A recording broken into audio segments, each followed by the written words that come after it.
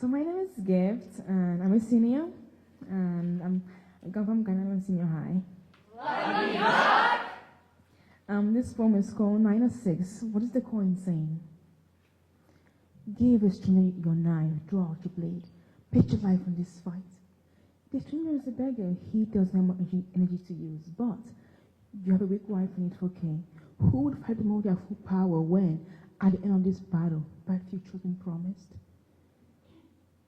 The poor girl, having food by that bastard.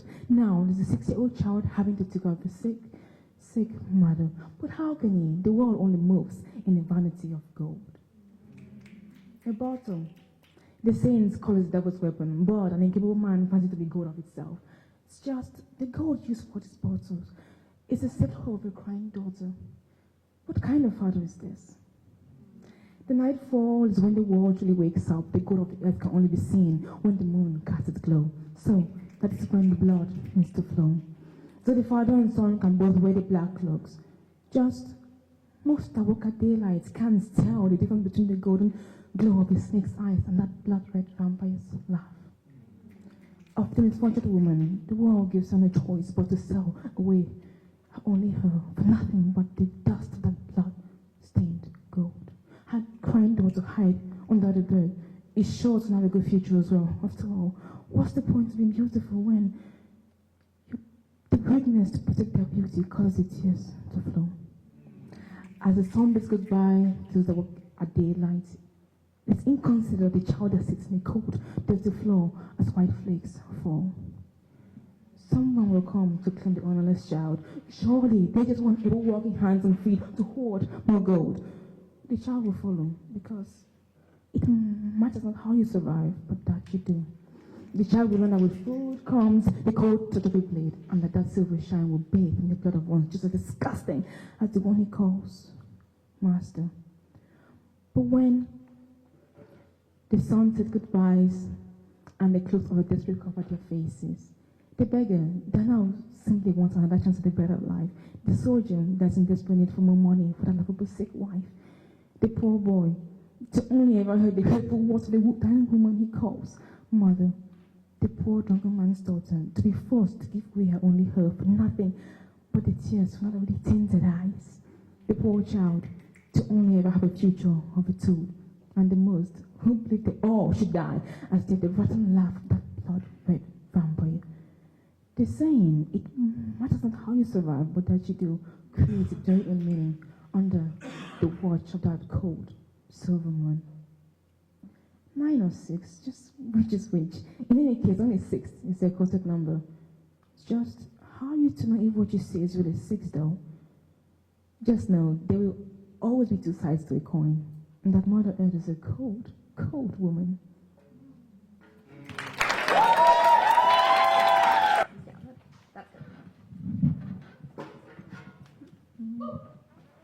Hello, my name is Emerson Widener, and I'm a junior from Norfolk Senior High. Speak the truth! The title of my poem is Remembering Phoenix. This is not a date. The words keep echoing in my head as I step into King's Arcade to electronic beats and dance music from a Flappy Bird console and 10 claw machines. And there he is, Phoenix, fidgeting by the shoe counter. His body stiffens when he sees me. He's 15, already 6 foot, boxy glasses and slicked back hair. I avoid looking at his face because I blush. He was just a nerd I met, who loved Harry Potter, a Gryffindor like me. But the way he talked to me and told me I was a genius.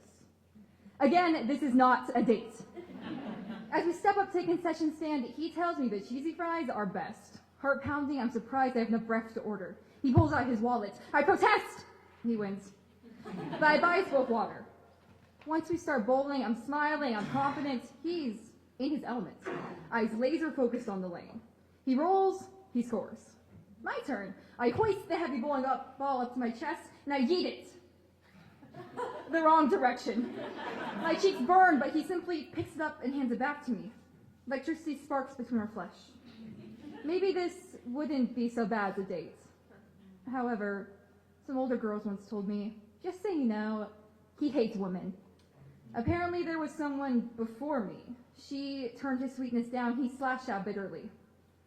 I have been through the ringer with nerds choosing the Quidditch Cup over me, Slytherins flirting by asking if I have hot friends. Still, I dismissed their warnings. After all, I was different, wasn't I? Homecoming dance. Phoenix tells me he wants to talk. I know what he'll say. Will you be my girlfriend? I stare at him, expecting a wave of excitement to wash over me, but all I see is my friend, Phoenix. Isn't this the moment I'm supposed to scream yes and we soar off into the sunset on a hippogriff? But I'm not looking for a boyfriend, and I prefer the hippogriff. The answer was no. The answer was always going to be no. And thank God I said it. The next few weeks, our relationship unraveled like a fuzzy sweater boyfriends touched their girlfriends under. He wanted to feel the warmth of my body, but all I felt was his arctic aura dragging me down. I thought phoenixes were supposed to be on fire. The awkward chicness he held for me was replaced by blank-eyed stares. I blamed myself for the longest time, but he started the cycle again. He made a move with my friends, and then another pretty girl, and another. Sometimes I see him in class, and I stare at his flat back, chicken legs, straggly hairs across his upper lip. I don't feel miserable at the mention of his name or sob at night because I want him to love me again. But sometimes I mourn the loss of my friend. Still, I'm climbing out of ash to rise again.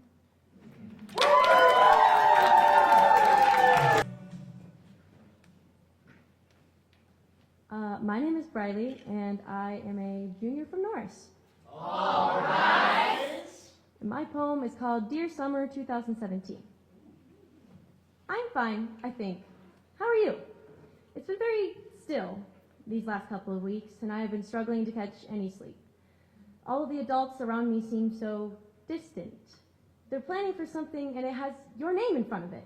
I often think that must be a good thing, to have your name in front of an event, but this time it isn't. Grandpa's funeral isn't a fun event, but I'd like to think you're just lost. My mother tells me I'm haunted by the ghost of a ghost of the past. She claims it captured my frame, but not my eyes, and I am unsure of exactly what she means. I was hoping you would know. I often find myself walking the hallways of your home. While my family plans what your box may look like, I walk. Passing time, traveling slowly, because just like you, I feel lost.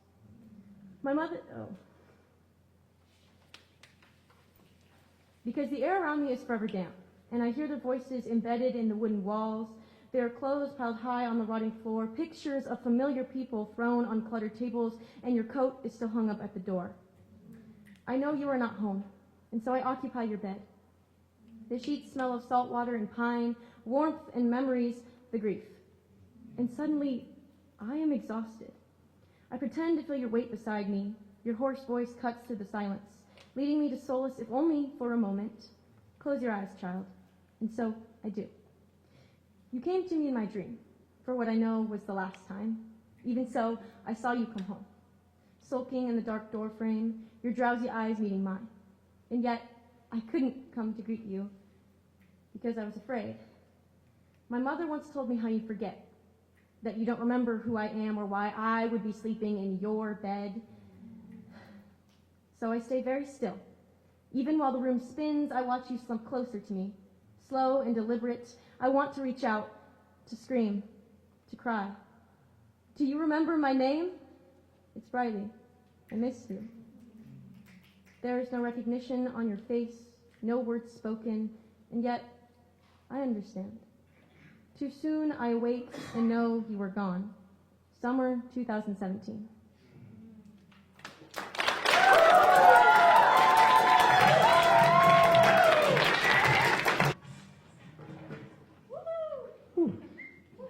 Hello, my name is Nan Bembo. I am a senior at Lincoln High School. Yeah! My poem, before we preface, let me just preface this. It contains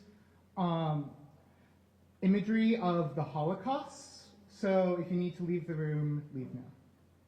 I don't see anyone going, so here's my poem, The Steps to Shoah, The Stories of the Holocaust. 1. Shoah is a story of stereotype. The weak refuse to fight for their homes. Losers' glorious tales of war. A story of a stabbed man proposed. 2. Shoah is the story of an election. The House fills with those who promote a candidate to start the new republic, one whose beliefs the media will sugarcoat. Tell them that the case has forever been closed, pad the news with meaningless fodder, convince the public Shoah is just some myth, a tale of monsters, one that cannot be opposed. 3. Shoah requires an economic need, a need to rally the people, to rally the scapegoats together for deportation, those who you can convince the civilians aren't people. 4.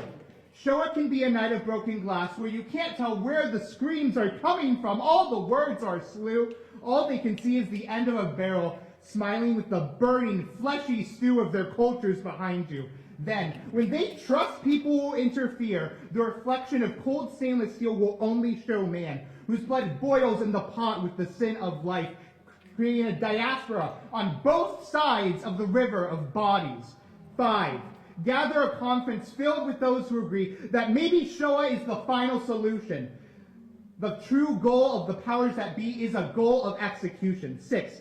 Shoah is a night's entertainment. They turn away from the flame into old smiles, but hearing the screams, you know it is not just a nightmare anymore, stripping naked in front of the burning pile. 7. Shoah happens in a camp as group after group crowds into the shower, gather enough to break into ash, scooping 88 tablespoons of the powder. Let their screams fade into the smoke as their souls seep into the ground to forever haunt the land.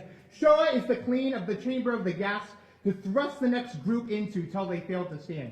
88. As those letters repeat in your head, 88, you know that Shoah is that girl with the diary, writing a story of dancing winds. Shoah is the cause of the final day in which that little girl will live. But you have never cared as you end her story and turn your spotlight away from the diary on the shelves, shining away from your bloodshot eyes set on some greater purpose, away from the diaspora of the families you've bombed, upon the greedy mouth of your manifest gloriousness, Minister of Israel, and tell us, the Gazans will breathe upon themselves a bigger Shoah, despite all those years your people have suffered trying to defend yourselves.